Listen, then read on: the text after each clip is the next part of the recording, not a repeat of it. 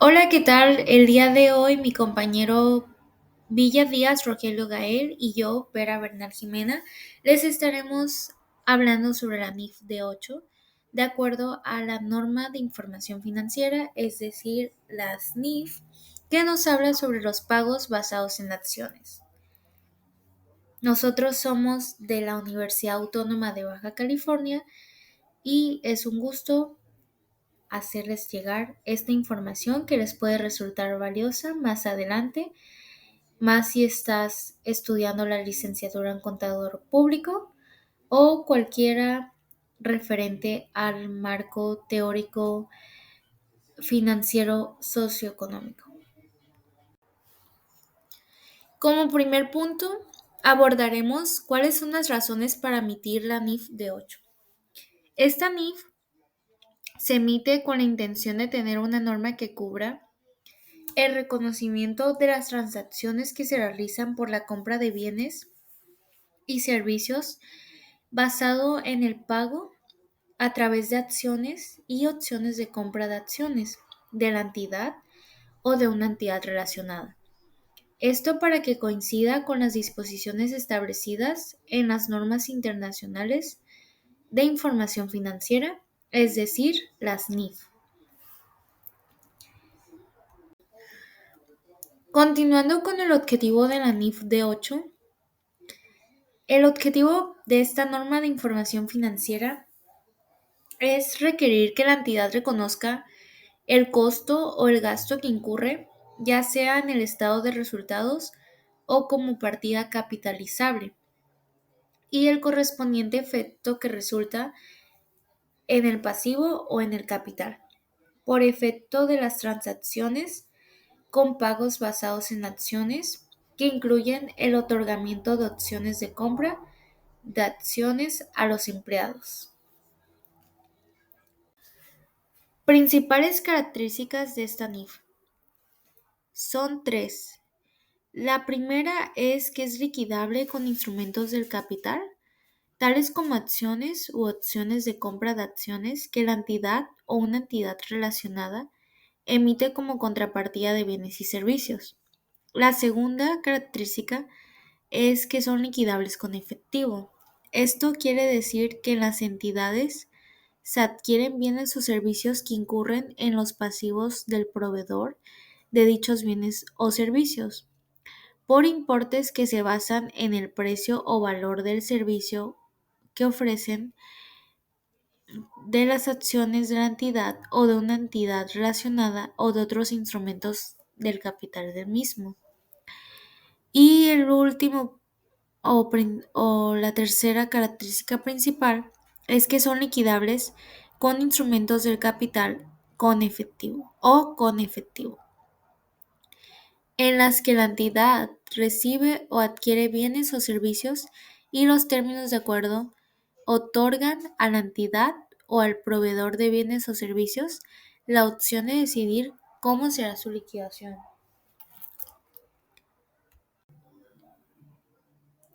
Continuando con el tema, las normas de reconocimiento de evaluación nos hablan que la entidad debe reconocer cuáles son los bienes que se adquieren y los servicios que son recibidos en una transacción con pago basados en acciones al obtener dichos bienes o servicios o recibir servicios y cómo éste debe reconocerse para hacer el incremento correspondiente en el capital contable por los bienes o servicios que son liquidables en instrumentos del capital, o en qué momento un pasivo por los bienes o servicios que son liquidables en efectivo u otros activos, o una combinación de ambos si el acuerdo contempla ambas opciones. Cuando los bienes se adquieren o los servicios son recibidos en una transacción con pagos basados en acciones, no cumplan con la definición de activo establecido en ANIFA 1, capítulo 50, que nos habla de los elementos básicos de los estados financieros para reconocerse como un gasto. Normalmente surge un gasto cuando consumimos bienes o servicios. Los servicios se consumen normalmente cuando la contraparte presta el servicio y se reconoce un gasto que se devenga. Los bienes pueden ser consumidos a lo largo de un periodo o en el caso de los inventarios al ser vendido en un momento posterior, por lo cual se debe reconocer primero un activo y el costo-gasto hasta que los servicios o más bien los bienes sean consumidos o vendidos para un adecuado enfrentamiento de costos y gastos con ingresos, que eso es lo que buscan todas las empresas, generar ingresos más bien que gastos. Sin embargo, si los bienes o servicios no cumplen con esos requisitos para ser reconocidos como activos, deben reconocerse el costo o el gasto de manera inmediata. Por ejemplo, la entidad puede adquirir bienes para la fase de investigación del nuevo producto, mismos que no cumplen las condiciones para reconocerse como activos según la NIF. Las normas de presentación nos hablan cuando los pagos basados en acciones tienen por objeto, inciso A, la adquisición de un bien.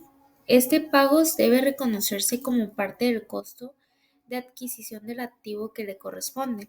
Esto incluye los pagos que se basan en acciones a empleados que participan en la fabricación o construcción del bien. Y el inciso B, cuando se reciben servicios de empleados o terceros. Estos también deben reconocerse como un costo-gasto y clasificarse en el estado de resultado integral de acuerdo con la función o naturaleza del mismo. Como se indica en el párrafo anterior, los servicios deben relacionarse con la adquisición de un bien para reconocerse como parte del costo del activo correspondiente. Las normas correspondientes. Cuando una entidad atiende los requerimientos de revelación, debe hacerlo de la siguiente forma. Inciso A. Revelaciones generales.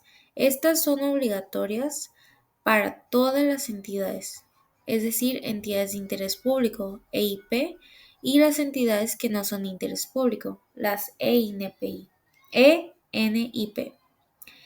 Y en el caso de las revelaciones para entidades de interés público, EIP, son obligatorias solo para estas y las entidades no públicas o no de interés público, ENIP,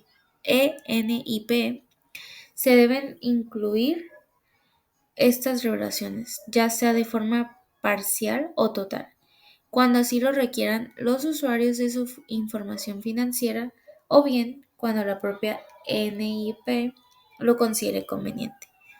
La incorporación y en su caso la desincorporación en los estados financieros de una EINP de revelaciones que solo son obligatorias para una EIP requiere la revelación de dichos hechos junto con las razones que motivaron esas decisiones. Cualquiera de las situaciones anteriores se considera un cambio contable que debe ser tratado con base en ANIF B1, la cual nos habla de los cambios contables y las correcciones de errores. Para darle finalidad a esta presentación, que espero les haya resultado útil, vamos a presentarles 3 casos prácticos. El primer caso nos habla de la empresa Alfa, que es de sociedad anónima de capital variable. Más bien, es una sociedad anónima de capital variable. Esta otorga a su gerente financiero 1,000 acciones con un valor razonable de 20 pesos por acción, como parte de una compensación anual. Las acciones se van a entregar al empleado solo si permanece todo el año laborando. Para realizarlo se hace de la siguiente manera. Primero vamos a obtener el valor total del paquete. Esto se obtiene multiplicando el número de acciones por el precio por acción, es decir, los 1,000 de acciones por 20, que nos da un total de 20,000. Para reconocerlo mensualmente, es decir, 12 meses, se va a dividir el valor total que obtuvimos anteriormente, los 20,000, entre 12, y eso nos da un resultado de 1,666,67. Para registrar el asiento contable mensual durante el año de enero a diciembre, es decir, un periodo fiscal que abarca desde enero, del 1 de enero al 31 de diciembre, vamos a cargar los gastos por sueldos en el estado de resultados por la cantidad de 1.666.67 y abonar por la cantidad de 1.666.67 en el capital contable, porque es una salida de nuestro dinero, de nuestra inversión. Y para el total anual, que sería el 31 de diciembre, se cargará a gasto por sueldos la cantidad de 20,000 y se abonará contra capital contable igualmente por 20,000. El siguiente caso práctico nos habla sobre la empresa Beta, que también es de sociedad anónima, es una sociedad anónima de capital variable. Esta nos habla de que un empleador contrata a un diseñador para elaborar el logotipo de su nuevo producto.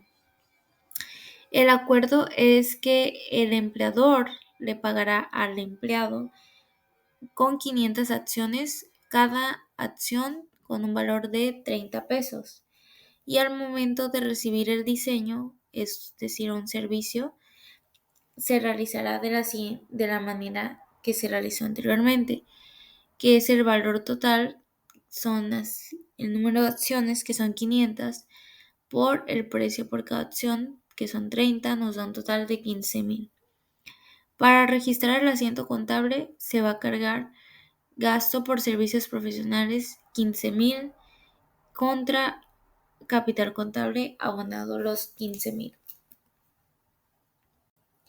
Y el tercer caso práctico es de acuerdo a la empresa Gama SADCB, que nos ofrece un plan de acciones a 2 empleados clave. Si continúan trabajando cada uno durante 2 años, van a recibir 2,000 acciones al final del periodo. El valor razonable de cada acción al inicio del acuerdo es de 40 pesos. El total comprometido será de 2,000 acciones a 40 pesos, nos da un total de 80,000 y el gasto anual a reconocer serán los 80,000 entre los 2 años, que nos dará un total de 40,000 por año. Para el año 1 tenemos que reconocer el gasto por servicios, se va a cargar los 40,000 por sueldos y compensaciones, abonado 40,000 al capital contribuido. Para el segundo año, la prestación de servicios se va a cargar los 40,000 gastos por sueldos y compensaciones, abonado los 40,000 contra capital contribuido. Y al finalizar el segundo año va a haber una emisión formal de las acciones, esto suponiendo que el valor nominal de cada acción es 1 peso y el resto 39, es decir, una resta, representa una prima o sobreprecio. El capital contribuido será cargado 80,000 contra las primas, más bien el capital social, los 2,000 por 1 serán los 2,000 y la prima de colocación en acciones los 78,000. Y esto será todo por parte de mi compañero Villa Díaz Rogelio Gaer y yo, Vera Bernal Jimena, de parte de la Universidad Autónoma de Baja California. Les agradecemos por la atención prestada y esperamos este video les resulte útil, ya sea si estás cursando la licenciatura de Contador Público o cualquier tema que aquí necesites considerar. Por su atención, gracias, espero estés teniendo un buen día. Bye.